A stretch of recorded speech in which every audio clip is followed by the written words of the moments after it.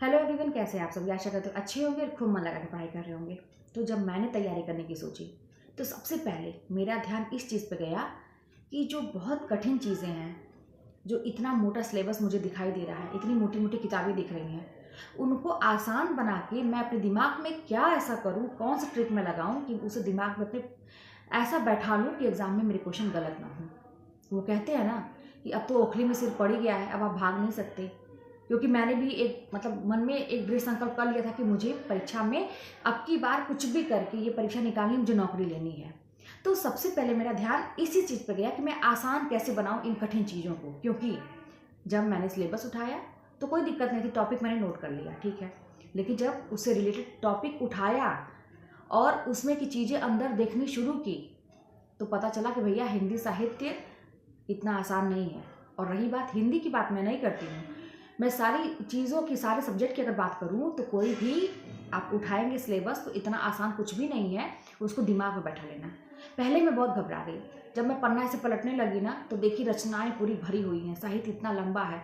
और अपभ्रंश भाषा, जैसे आप लोग हिंदी पढ़ते होंगे, आप लोग देखते हैं समझ में नहीं आती है। मैं सोचती थी कैसे क्या करूँ, पंक्तियाँ इतनी लंबी लंबी, क्या करूँ, कैसे याद करूँगी।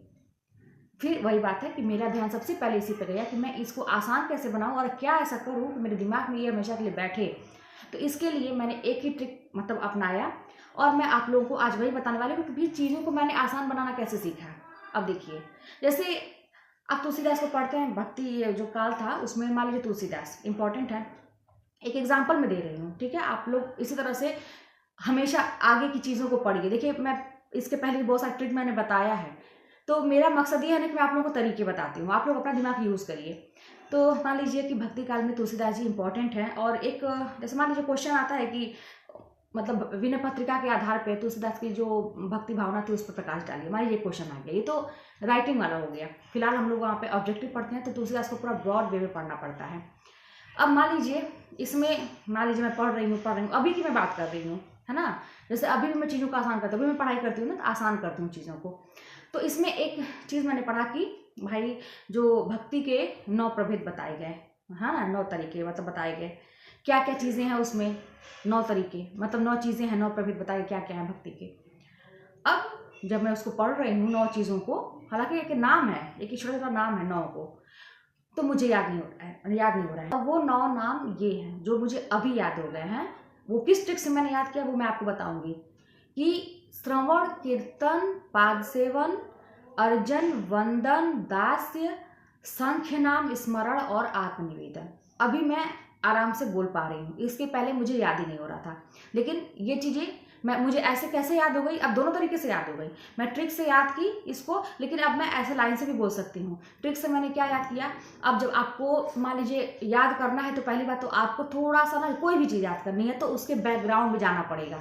ध्यान से मेरी बात समझिएगा। अभी मेरे पास कमेंट आया था ना कि पंक्तियाँ मुझे याद नहीं हो रही है दीदी, ये चीज़ें याद नहीं हो रही है, रचनाएं बताइए मुझे। मैं तरीका बता रही हूँ, करिएगा। जो भी चीज़ याद करना है पहले तो आप देखिए कि आप किस काल का याद कर रहे हैं, किससे रिलेटेड चीज़ें हैं वो याद कर रहे हैं, उसके विषय में थोड़ा सा आप बैकग्राउंड में चले जाइए। भक्ति काल की बात हो रही है, भक्ति भावना में डूब जाइए। स्मरण करिए कि भगवान आपके सामने बैठे हैं, मैं उनके सामने बैठा हूँ या बैठी हूँ और ये चीज़ें मैं कर रही हूँ। भगवान आपके सामने ऐसे आंख बंद करके कल्पना करिए।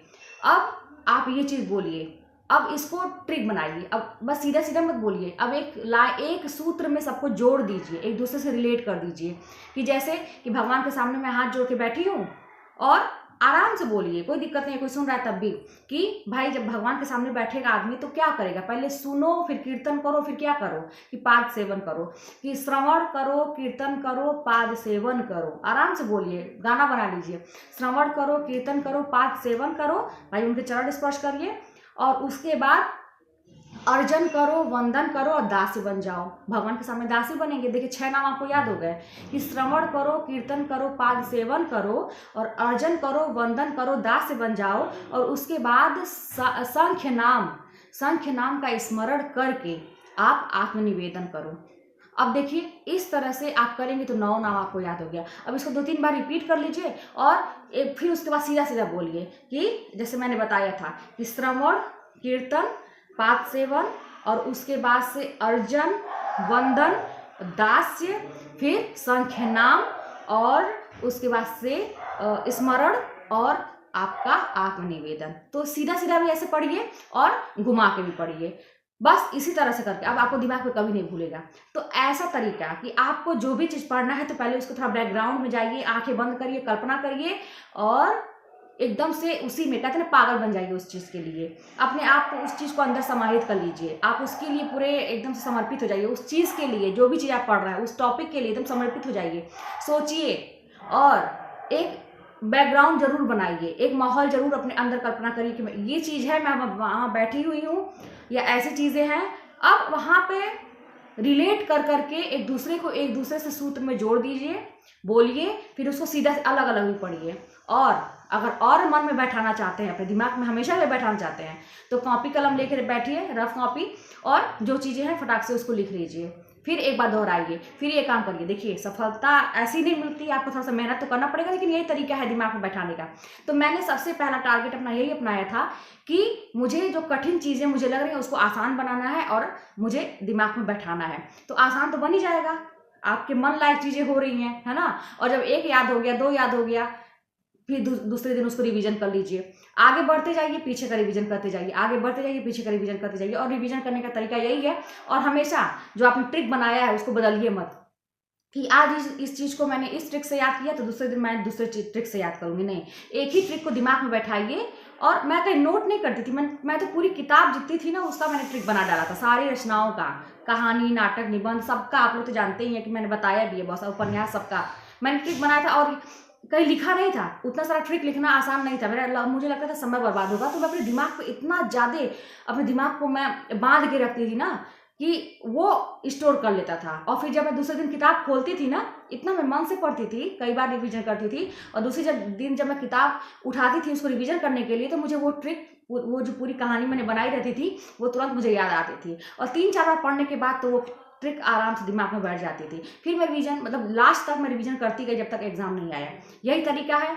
आप लोगों के इतने सारे सवाल आते हैं तो मैंने सोचा कि ये फिर से बताऊं। हालांकि आप लोग, जो लोग नए मुझसे जुड़ रहे हैं, मेरी पुरानी वीडियोस देखिए, बहुत आप लोगों के लिए हेल्पफुल होगी, क्योंकि मैंने बहुत सारी चीज़ें बताई हैं वहाँ पे, शुरुआत से बताई है कि जीरो से किताब कॉपी कौन कौन सी थी, क्या था, सब कुछ से लेके सब कुछ बताया है मैंने। लेकिन फिर मैं कहूँगी ये मेरा तरीका है, आप लोग कुछ इसमें नया जोड़िए, अपने तरीके को अपनाइए।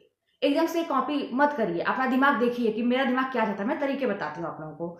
मैं चाहती हूँ कि आप लोगों को फायदा हो और आप लोगों की नौकरी लग जाए। चलिए मिलते हैं नेक्स्ट वीडियो में। कोई बात होगी तो कमेंट के माध्यम बताइएगा। और हाँ, जो लोग नए लोग जुड़ते हैं वो मेरे चैनल को सब्सक्राइब कर लीजिए, ताकि आपको नोटिफिकेशन मिलता रहे और मुझे भी अच्छा लगेगा। आप लोग लाइक करते हैं, कमेंट इतने ज़्यादा करते हैं और सब्सक्राइब करते हैं, तो मुझे भी बहुत अच्छा लगता है। तो चलिए मिलते हैं नेक्स्ट वीडियो में। कोई बात होगी तो कमेंट के माध्यम बताइएगा।